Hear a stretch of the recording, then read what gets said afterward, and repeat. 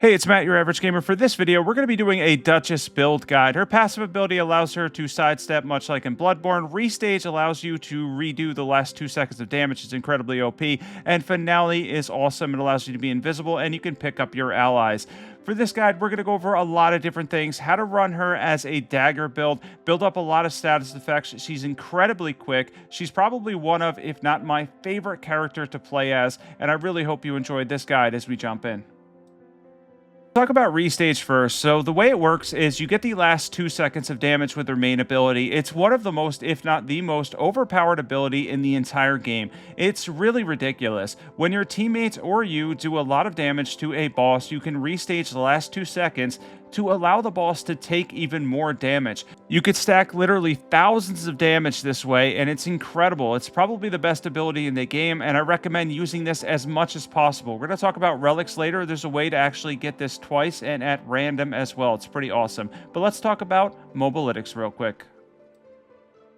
Hey, it's Matt on camera, your average gamer, and we're going to be partnering with Mobalytics for this video. This is an awesome website that can help you master your favorite games, including Elden Ring Nightreign. They have all 8 classes covered, a ton of information on there. They've been updating their website post-release. It's been really cool. We're actually going to be using some of that information for this video today. We're going to actually build around the Duchess class thanks to Mobalytics, and we're going to make the best build possible, going over her regular ability, her ultimate ability, everything you need to know thanks to Mobalytics. Let's jump right in.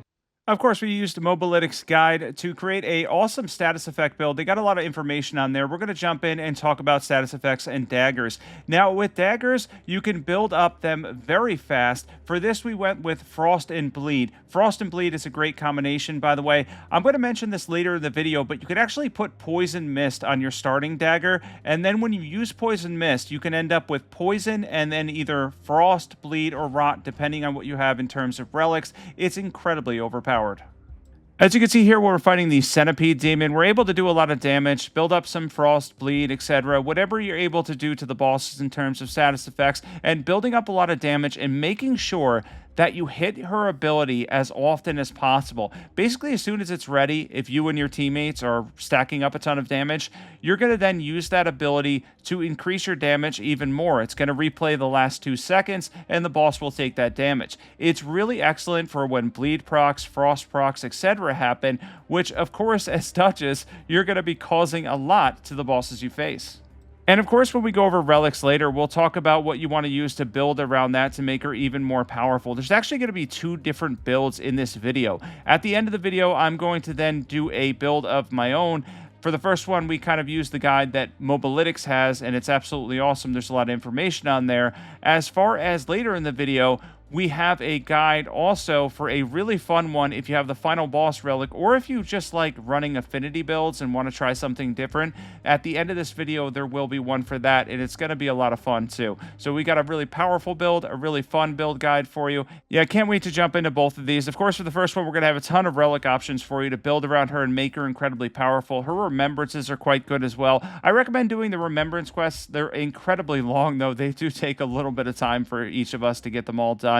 Now, after this clip, we're going to show off a little bit in terms of her HP and how you have to be extra careful, which is something that I am not always when I play these games. Of course, I kind of run in kind of not the most intelligent thing to do all the time, especially when you're playing as the Duchess class, because she does take a lot of damage, and she doesn't have a lot of HP either. She really excels in a lot of other things other than HP, and of course, you know, the ability to take damage. She's not like the Guardian class, Raider class, etc., where you can just tank hits. So we're going to show that off here. High DPS, but you've got to be careful. Of course, for this, we're running Poison, Frost, and Bleed. It's a pretty awesome combination here. I love being able to do that with Poison Mist. Once you activate the Ash of War Poison Mist, you then have the ability to do Poison and Frost. Now, of course, I ran in there, and in a lot of cases, especially when you're in the Rot Zone, that's really rough on Duchess specifically, you're going to be one hit from most bosses a lot of the time. Depending on what you pick up in terms of physical defense before then, you're going to be one hit very often if you're not super careful. Of course, she has the ability to go invisible with her ultimate, and that can be helpful. Her ultimate does take a little bit in terms of the cooldown, though. It takes a while. So the whole concept with her is going to be being really careful, running up, trying to get those status effects, trying not to get hit like I did there, and then backing off, and then using her ability to restage the last 2 seconds when your allies are hitting the boss. Now, if you have a tank character on your team, it makes playing as Duchess so much easier. If your team is running, if the composition of your team ends up being 3 complete glass cannons, you're going to have a hard time. Depending on boss, it's going to be a long run, typically, because if you get hit, you're probably going to be one hit by a lot of the harder hitting bosses. The Tree Avatar, the Tree Sentinel, the Draconic Tree Sentinel, most of the Nightlords can pretty much one hit you, and that's why I ended up going down twice here. Luckily, my teammates were really good and got me up. Shout out to all my teammates in this video. I think a lot of these were with random players. It's been awesome playing this too. But yeah, you want to be super careful as her. If you're playing her overly aggressive and you're getting down too often, keep in mind your team has to run back and constantly get you up over and over again. If they have to get you up here and there, that's fine, but not too much. You know, you don't want to go down too much. Now, we used our ultimate ability there to get up our ally. We'll go invisible. There's different things you could do, too, in terms of relics to increase her damage while using the ultimate and reduce that cooldown as well. It's something you can definitely add to the relics. As we go over them, there's a lot of great options for you guys and a very specific build at the end, too. We're going to show off a clip here soon, very soon, for Gaping Jaw. I'm going to go over some tips for Gaping Jaw as well, because I think a lot of people are still having a hard time with them.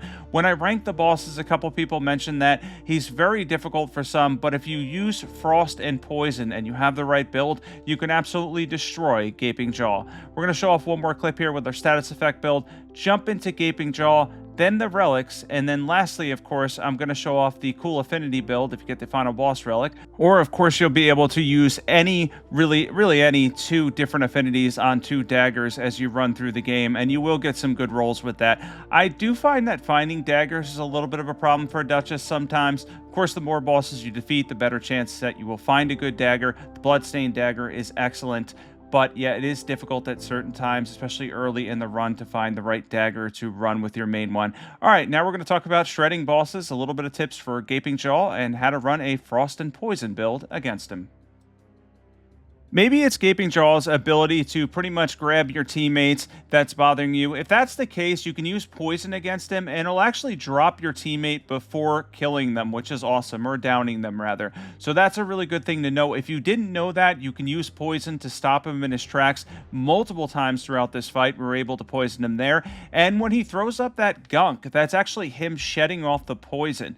So you can poison him again after he sheds off the poison and stun him again. It's very good to do this while he bites somebody if he happens to grab one of your teammates, because you can completely stop them from being down. This is a really good tip. I learned that a little bit later on and can help immensely with this fight, because you don't have to worry about getting up a teammate if you have a poison build running on your character. Now, for this, I did get bitten by him and eaten a little bit, but my teammates helped, jumped in, and were able to use the ult there. I believe Raider used his ult. I was able to get out of the bite, and I stayed alive. That's important there, so nobody down yet. And we're continuing to go back to him, build up as much frost and bleed as we possibly can. Yeah, this is going to be a tough fight for a lot of players if you're not running at least one character that has poison. Here again, we're going to use Poison Mist. I believe he bit our ally here, and once he gets poisoned, he will drop them and usually do about half their HP. There's a Frost proc. We were going for that as well. Of course, that's going to be excellent for him too. Now, Frost actually slows down this boss. There's going to be some frame drops here, by the way.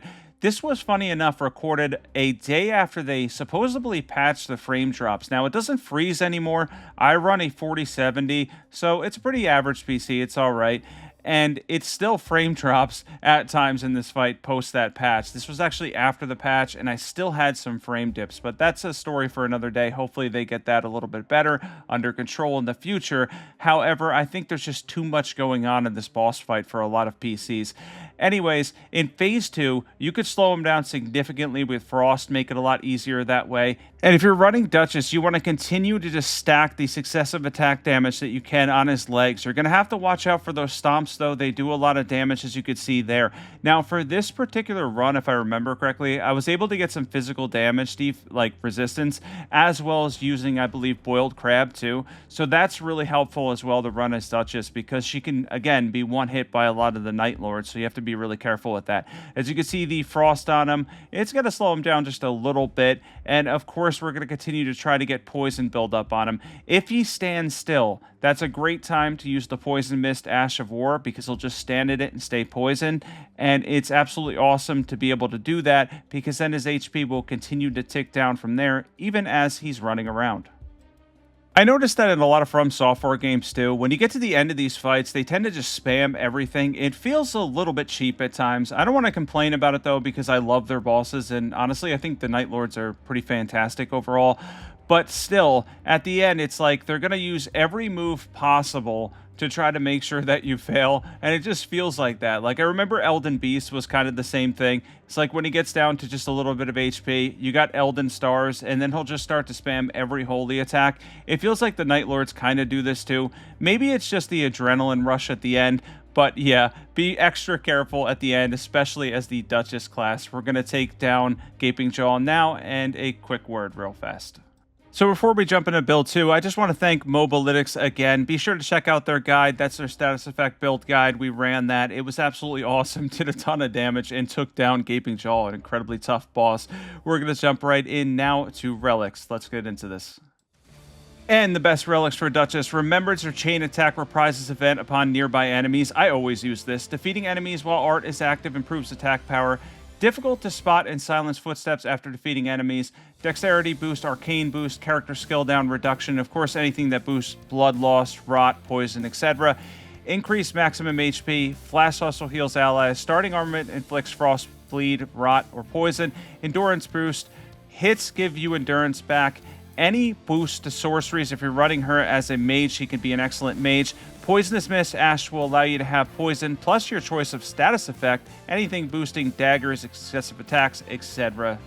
If I speak too fast, so you can always just pause that. Best passives for Duchess. Any boost to successive attacks, any improved attack power at lower full HP, improved sorceries, improved charge sorceries, of course, boosting any sorceries really. Taking damage restores FP, slowly regen HP. Any improvements to defense, successive attacks negate damage. Any improvements to sorceries, daggers, or fast weapons. Now we're going to be jumping into build 2. Now for build 2, I was using the Boss Affinity Relic. If you don't know what that is, the final Boss Affinity Relic, it's going to allow you, when you switch weapons, to get a random affinity on your weapon. So it'll go from Holy to Lightning to Fire to Magic, and it's kind of random which one you'll end up with. It's really fun to use. It can be an absolute blast, and I had a great time with it, so I wanted to include it in this video. Doesn't do as much damage as running pure status effects. Of course, we have the claws here, so we're able to run a little bit of bleed as well. But it is really fun to use, and I'm going to show my exact build for it at the end. If you want to run a powerful and fun affinity build, that can be a great time, because sometimes with these games, running the simple stuff is great for damage, but running the fun stuff, goofy stuff sometimes, it keeps us entertained, and for me, that boss relic is the definition of entertaining. As you can see, I'm switching weapons, and it's just switching the affinities. Now, you could run a similar build and setup as the one I'll show at the end, though, of course, if you just want to have an additional affinity on your weapon prior to starting a round, so keep that in mind. But once you beat the final boss, this is going to be great for you, especially running it as Duchess. She has a ton of fun weapons, and the increase in damage, being able to get them on both weapons. You can switch your right and then your left hand, have two different affinities, and just go for fun and a little bit of damage in the process and have a great time. We're going to show another Nightlord here in Caligo, show off this build, and then go over the exact relics for it. Also, I beat all the Nightlords. I'll leave that in the description below, but if you want to check out my ranking of the bosses, how I felt in terms of difficulty for each boss, I'll leave that in the description below.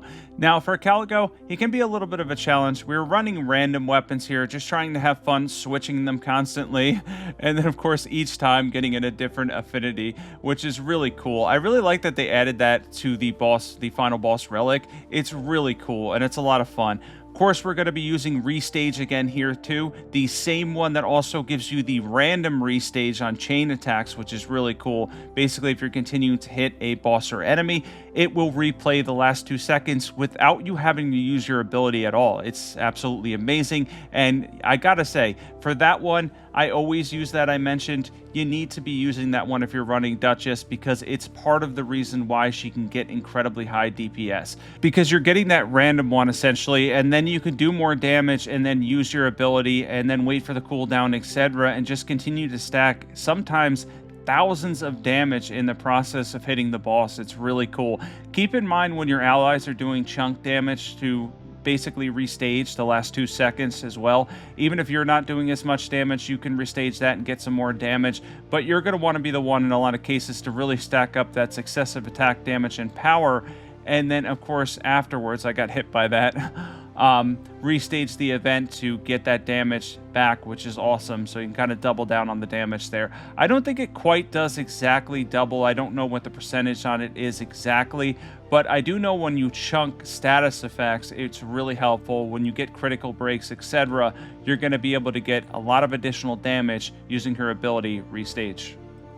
I want to mention one thing real quick too. If you're not subbed to my channel and you're enjoying the character guides, this is our 4th one now. It's been really fun doing these. Be sure to hit the subscribe button. And also, if you want to see certain characters, specific characters, the other 4 that I didn't do, I'm going to probably do 2 for each character. It's going to be 1 main guide and then 1 more advanced one that goes for like a lot of damage and has very specific relics and whatnot.